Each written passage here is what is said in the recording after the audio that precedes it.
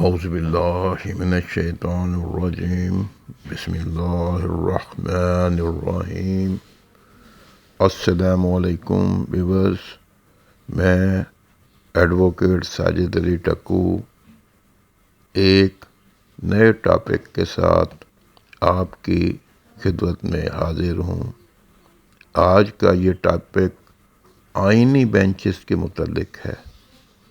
پاکستان کی تاریخ میں پہلی دفعہ آئینی بینچز کا قیام عمل میں لایا گیا ہے۔ اس سے پہلے آئینی بینچز کا کوئی تصور نہیں تھا۔ حکومت وقت اور دوسری حکومتیں بھی جب بات کرتی تھی تو آئینی عدالتوں کی بات کرتی تھی۔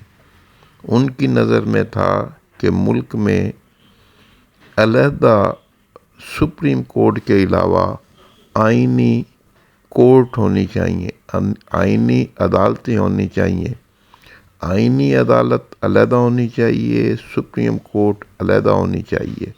اس پہ حکومت وقت نے بہت زیادہ کوششیں کی کہ کسی طرح آئینی عدالتیں علیحدہ بن جائیں، سپریم کورٹ میں بھی اور چاروں صوبوں میں بھی، لیکن اپوزیشن اور دوسری جماعتیں نہ مانی، جس کے بعد 26ویں آئینی ترمیم کی گئی کانسٹیٹیوشن آف پاکستان 1973 میں، جس میں آئینی عدالتوں کی بجائے آئینی بینچز کا قیام عمل میں لایا گیا۔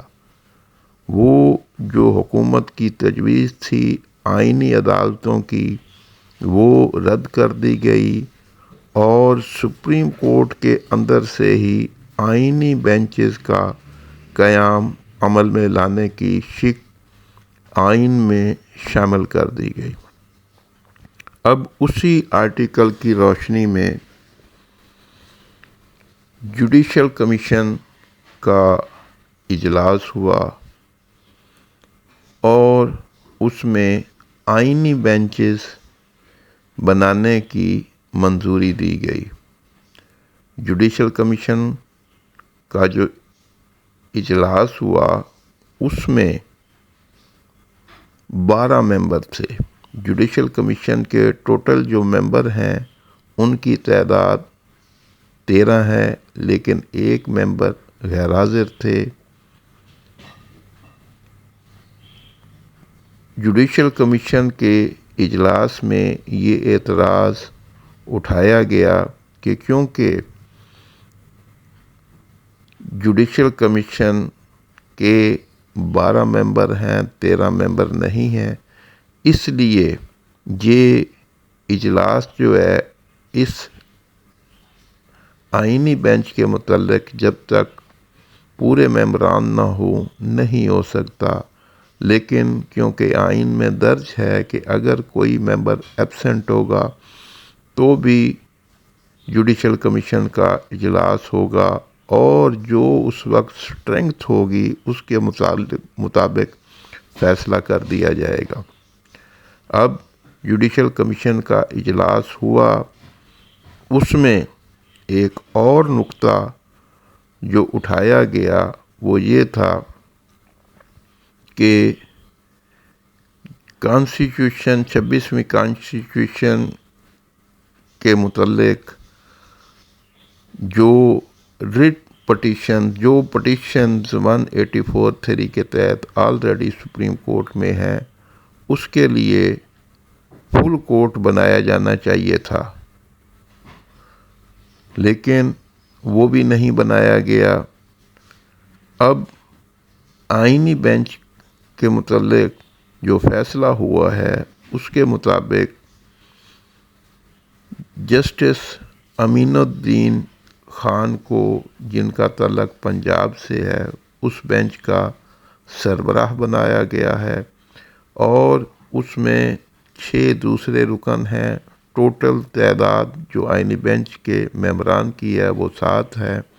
اس آئینی بینچ کو سینئر موسٹ ممبر جسٹس امین الدین خان صاحب ہیڈ کریں گے۔ اس میں پنجاب سے 2 ممبران ہیں۔ آئین کے مطابق جو امینڈمنٹ کی گئی ہے اس میں یہ کہا گیا ہے کہ آئینی بینچ میں سارے صوبوں کی برابر نمائندگی ہوگی۔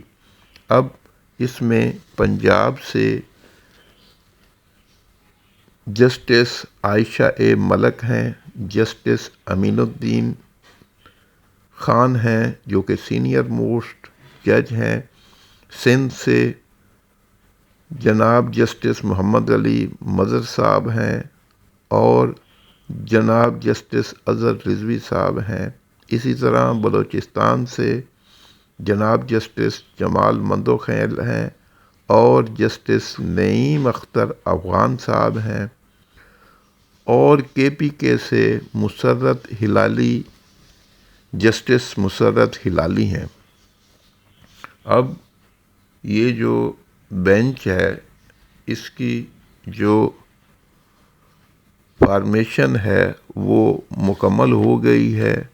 اس بینچ کے کنسٹیٹیوٹ کرنے میں اور ان ممبران کے انتخاب میں 7-5 کا فیصلہ آیا ہے، جس میں جناب چیف جسٹس یحییٰ افریدی صاحب اور سینئر موسٹ جج جناب جسٹس منصور علی شاہ صاحب، اور ان کے بعد جو سینئر موسٹ ہیں جسٹس جناب منیب اختر صاحب، انہوں نے اور 2 پی ٹی آئی کے ارکان نے اس کے خلاف فیصلہ دیا ہے، اور باقی جو 7 جوڈیشل کمیشن کے ممبران تھے، 1 ممبر غیر حاضر تھا، انہوں نے ان کے حق میں فیصلہ دیا ہے۔ اب یہ آئینی بینچ جو ہے اس کی تشکیل کر دی گئی ہے، اور اب یہ جو ہے آئینی جو کیسز ہیں وہ یہ بینچ سنے گا۔ سپریم کورٹ کے جو باقی ججز ہیں وہ عام اپیلیں سنیں گے۔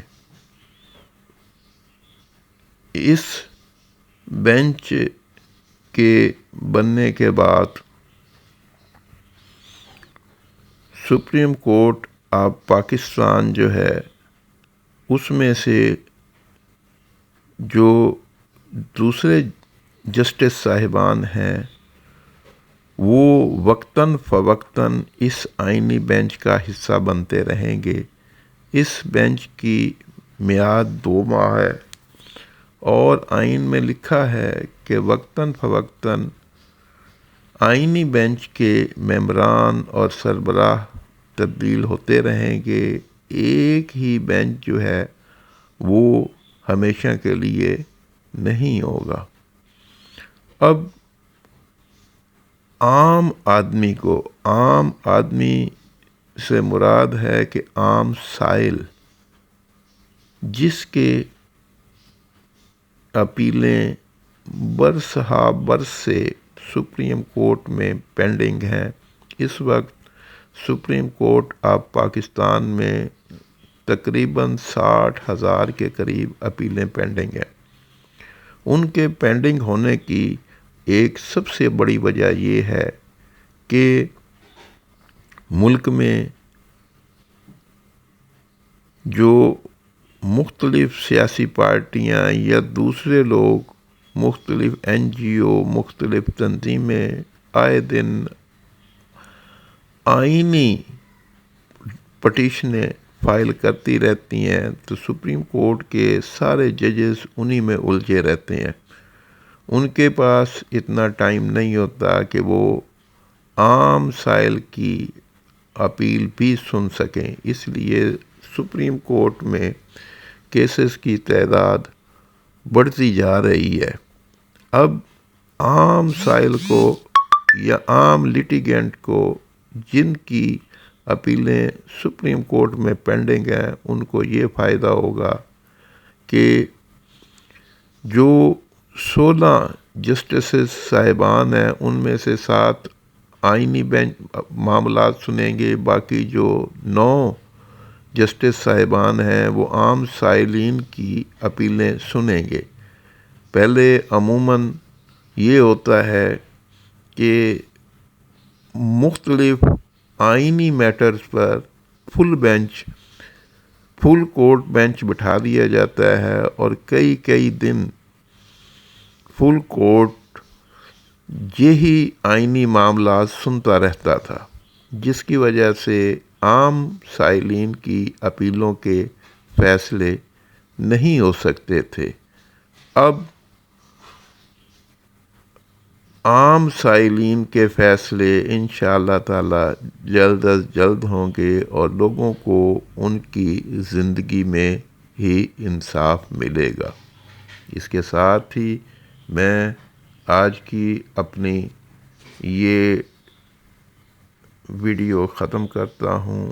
آپ اپنے اڑوس پڑوس کا، اپنے بیوی بچوں کا بہت خیال رکھیں، خوش رہیں، دوسروں کو بھی خوش رہنے دیں اور خوشیاں بانٹیں۔ اللہ حافظ۔